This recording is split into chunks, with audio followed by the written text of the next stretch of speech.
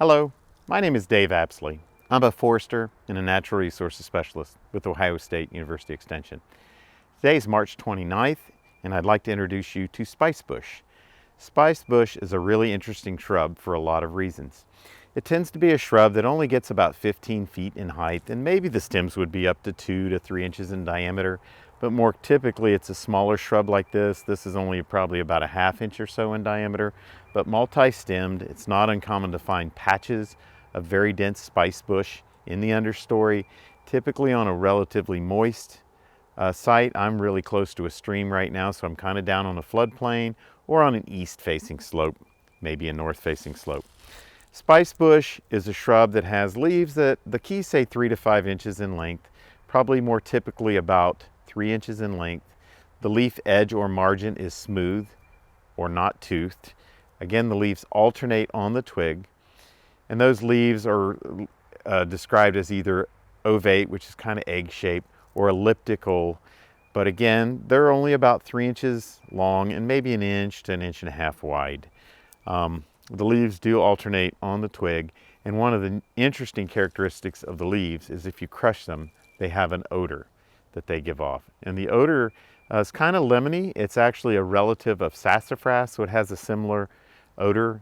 But the students that I had at Hocking College always said it smelled quite a bit like Fruit Loops. So those of you that remember Fruit Loops, that may bring back some memories.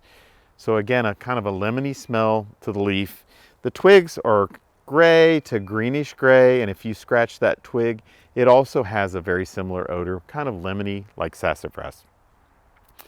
The buds, through the winter months, you are often going to see some flower buds, and the flower buds are round. They're almost the size of a BB, and they're typically in pairs or in even numbers. So right at the base of where a leaf would have been attached, you'll find these pairs of buds, and those buds become these flowers in the spring. So you can see they're loaded with these paired flower buds, and then they produce these little yellow, delicate flowers that occur in the spring before the leaves come on. These flowers are actually either male or female, and the plants are what we call dioecious. So you have male and female plants. And so some of these flowers are male, some are female, but it's really difficult to distinguish between the two without a real close look. So again, this time of year, they're covered up with these yellow flowers. These flowers will eventually produce a fruit. Before it matures, it's going to be a very glossy fruit. It can be about 3/8 of an inch or so in length.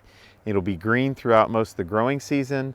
Towards the end of the year, when the leaves are still green, you're going to start to see them turn red. And they'll turn a brilliant red, about the color of a cardinal, be very bright red. And those fruits are drupes actually, and the pulp around them is actually what gives it its name, partially a spicebush, because the pulp or those fruits can actually be dried and used as a spice, similar to an allspice. You can also, as I mentioned, the twigs have that kind of green color and that spicy odor, and I've heard other folks actually use it to smoke meats as well to give it a unique flavor. So again, this is spicebush. One of the other unique characteristics is there is a particular butterfly that is dependent quite a bit on this species, and that's the spicebush swallowtail. So the larvae of spicebush swallowtail feeds on spicebush and its relatives. So it will be on sassafras and a few other plants, but it's named after spicebush, which is what it feeds on. And that larva is very large. It mimics a snake, so it has what appear to be eyes, and it's a really unique caterpillar. And then when that caterpillar matures, it becomes a beautiful swallowtail butterfly. And that butterfly is really dark in color. It's mostly black with some blue accents towards the base of the wings, and you might see some lighter dots along the edges, and with just a couple other color accents that are a little brighter in color.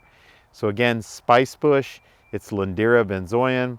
It's a relative of sassafras, and it's a unique shrub to have in your woods. So thank you, and please take at least part of your day to enjoy it in the woods.